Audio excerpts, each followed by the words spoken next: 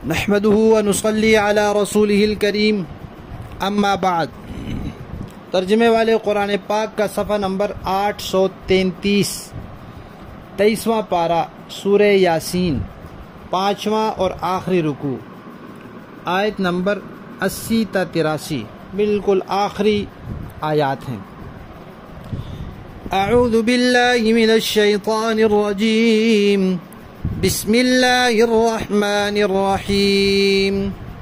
الذي جعل لكم من الشجر الأخضر نارا فإذا أنتم منه توقدون أوليس الذي خلق السماوات والأرض بقادر على أن يخلق مثلهم بلى وهو الخلاق العليم إنما أمره إذا أراد شيئا أن يقول له كن فيكون فسبحان الذي بيده ملكوت كل شيء وإليه ترجعون۔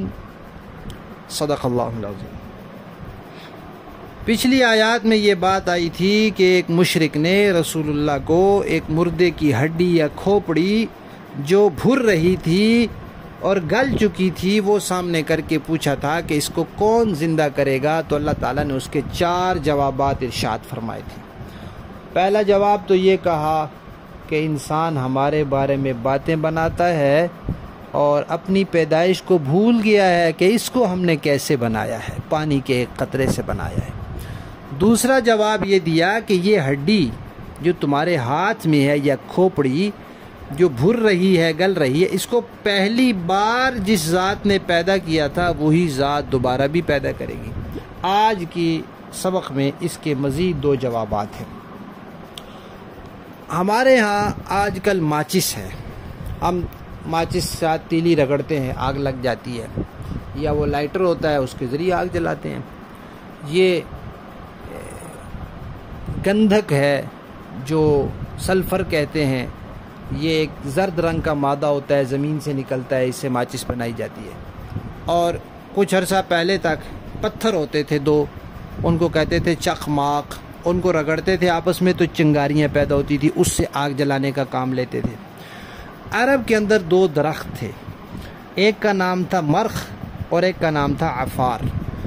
ان درختوں سے یہی کام ہوتا تھا جو آج کل ماچس اور تیلی سے ہوتا ہے اور جو چخماق پتھروں سے ہوتا تھا۔ وہ درخت سبز سرسبز ہرے بھرے ہونے کے باوجود جب ان کو آپس میں رگڑتے تھے تو اس سے چنگاریاں نکلتی تھیں۔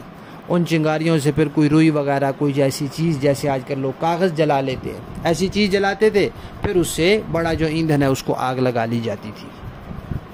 تو اللہ تعالیٰ نے فرمایا کہ بھائی دیکھو، جو اللہ سرسبز درخت سے آگ کی چنگاریاں نکال سکتے ہیں، اتنی بڑی قدرت والے، اب سرسبز کو کہاں آگ لگتی ہے؟ لیکن یہ 2 متضاد چیزیں ہیں، آگ اور سرسبز درخت ہونا۔ تو سرسبز درخت سے جو اللہ آگ نکال سکتے ہیں وہ اللہ اس کو دوبارہ کیوں نہیں پیدا کر سکتے؟ یہ بات ارشاد فرمائی۔ اس کا دوسرا معنی یہ بھی ہو سکتا ہے کہ پانی سے اللہ نے بیج کو بڑھایا، پھر اس سے درخت بنا، پھر وہ درخت خشک ہوا، پھر وہ خشک ہو کر اس کی لکڑی جلانے کے کام آ گئی، تو ان سارے مراحل سے گزار کر اللہ نے اس کو جلانے کے قابل بنایا۔ جو اللہ یہ کام کر سکتے ہیں وہ انسان کو دوبارہ کیوں نہیں پیدا کر سکتے؟ اور چوتھا جواب یہ دیا کہ دیکھو کہ اللہ تبارک و تعالی آسمانوں کے خالق، زمین کے خالق، جو آسمان اور زمین بنانے پر قادر ہیں، اتنی بڑی چیزیں، یہ چھوٹے چھوٹے انسان بنانا اللہ کے لیے کیا مشکل ہے؟ اللہ تو بڑے خالق ہیں، بڑی بڑی چیزیں پیدا کرنے والے ہیں۔ اور اللہ کا معمول کیا ہے؟ اللہ کے لیے کوئی مشکل نہیں ہے۔ اللہ کا معمول یہ ہے کہ اللہ جب کوئی چیز بنانے کا ارادہ کرتے ہیں، اللہ کہتے ہیں کن ہو جا، وہ چیز ہو جاتی ہے۔ اتنی بڑی قدرت اللہ کی کہ اس کے صرف چاہنے سے چیز ہو جاتی ہے۔ یہ کن کا لفظ بھی اللہ تعالیٰ کو بولنا نہیں پڑتا، ارادہ کرتے چیز ہو جاتی ہے۔ ایسی قدرت والے کے بارے میں یہ کہتے ہو کہ وہ دوبارہ ان ہڈیوں کو کیسے زندہ کریں گے؟ اور اس کے بعد پھر اللہ تعالیٰ نے اس سورت کی آخری آیت بیان کی ہے جس میں سمجھیں کہ پوری سورت کا خلاصہ ہے۔ فرمایا فسبحان، اللہ کی ذات پاک ہے۔ لوگ جو اللہ کے ساتھ شرک کرتے ہیں، ذات میں، صفات میں، اختیارات میں، عبادات میں شرک کرتے ہیں، اللہ ہر قسم کے شرک سے پاک ہے، ہر قسم کی کمزوری اور عیب سے پاک ہے۔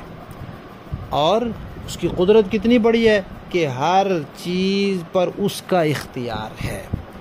اور آخر میں کیا فرمایا؟ سورت کا بالکل آخری جملہ کیا ہے؟ اے انسانوں، تم سب نے لوٹ کر اللہ کی طرف جانا ہے، دھیان سے زندگی گزارو۔ یہ پوری سورہ یاسین کا سبق ہے کہ اللہ پاک ہے، اس کی توحید کا اقرار کرو، ہر چیز اللہ کی قبضے قدرت میں ہے، اس بات سے کبھی غافل نہ رہو، تمہارا سانس بھی، تمہاری جان، تمہاری صحت، ہر چیز اس کے اختیار میں ہے، لہذا دنیا میں بھی اللہ کی طرف رجوع کر کے وقت گزارو۔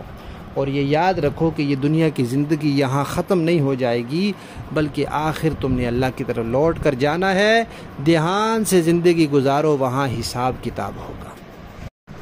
لفظی معنی دیکھ لیجئے، الذی وہ ذات، جعل جس نے بنایا، لکم تمہارے لیے، من الشجری درخت سے، الاخضر درخت بھی سبز، کیا بنایا؟ نارن آگ بنائی تمہارے لیے، فَإِذَا تو اب انتم تم لوگ، منہ اس سے، توقدون آگ سلگاتے ہو، آگ لگاتے ہو، اس کو رگڑتے ہو، چنگاریاں نکلتی ہیں، اس سے آگ لگاتے ہو۔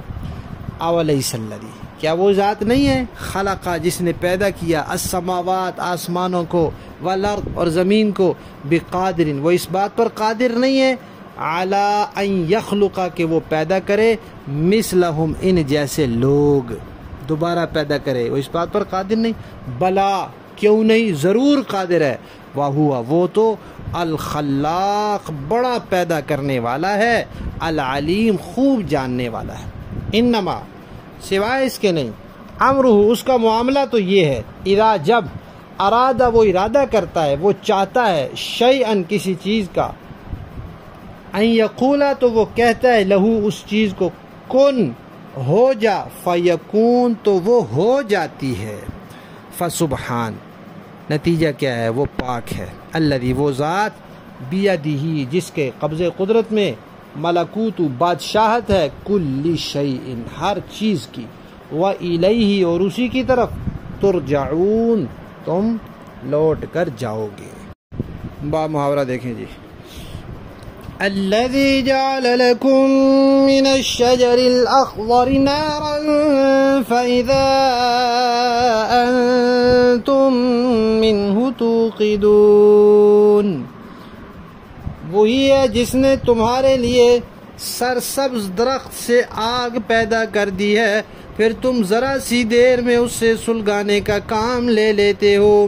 اولیس الذی خلق السماوات والارض بقادر علی ان یخلق مثلهم بلا وهو الخلاق العلیم، بلا جس ذات نے آسمانوں اور زمین کو پیدا کیا ہے، کیا وہ اس بات پر قادر نہیں ہے کہ ان جیسوں کو دوبارہ پیدا کر سکے؟ کیوں نہیں، جبکہ وہ سب کچھ پیدا کرنے کی پوری مہارت رکھتا ہے۔ انما امرہ اذا اراد شیئا ان یقول له کن فیکون، اس کا معاملہ تو یہ ہے کہ جب وہ کسی چیز کا ارادہ کر لے تو صرف اتنا کہتا ہے کہ ہو جا، بس وہ ہو جاتی ہے۔ فسبحان الذی بیدہ ملکوت کل شیء وإلیہ ترجعون، غرض پاک ہے وہ ذات جس کے ہاتھ میں ہر چیز کی حکومت ہے اور اسی کی طرف تم سب کو آخر کار لے جایا جائے گا۔ صدق اللہ العظیم۔